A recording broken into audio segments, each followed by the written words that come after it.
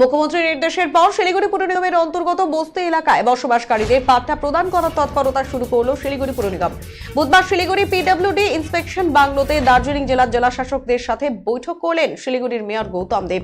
বৈঠক শেষে সংবাদ মাধ্যমের মুখোমুখি হয়ে মেয়র জানান, মুখ্যমন্ত্রী মমতা বন্দ্যোপাধ্যায়ের নির্দেশে সকলকে পাট্টা প্রদান করা হবে। তবে যারা রেলের জমিতে বসবাস করছে, রেল যদি সেই জমি রাজ্য সরকারকে দেয় তাহলে তাদেরও পাট্টা প্রদান করা সম্ভব হবে বলে মেয়র জানান।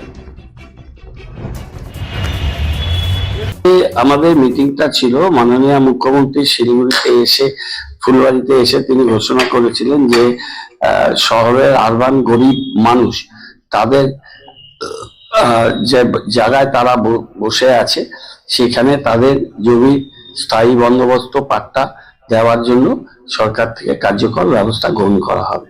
মাননীয় মুখ্যমন্ত্রীকে আমরা এই অনুরোধ করেছিলাম এবং তিনি শিলিগুড়ির মানুষের দীর্ঘদিনের দাবি তিনি সহমত হয়েছে।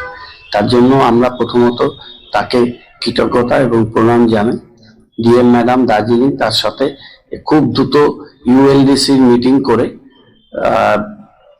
এই অনেকগুলো কাগজ আমরা পাঠিয়েছি কলকাতা, আরো বেশ কিছু কাগজ কোথা করে পাঠাতে হবে তার মডালিটিস নিয়ে আলোচনা হলো।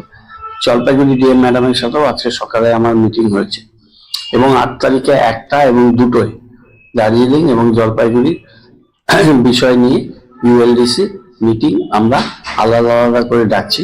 সার্ভে যেগুলো হয়েছিল সেগুলোকে আমরা আবার রিভিউ করছি এবং আমরা 10 তারিখের মধ্যে সমস্ত কাগজ যেগুলো পাঠিয়ে দেওয়া হয়েছে সেটাকে আরো মডিফাইড হয়েছে।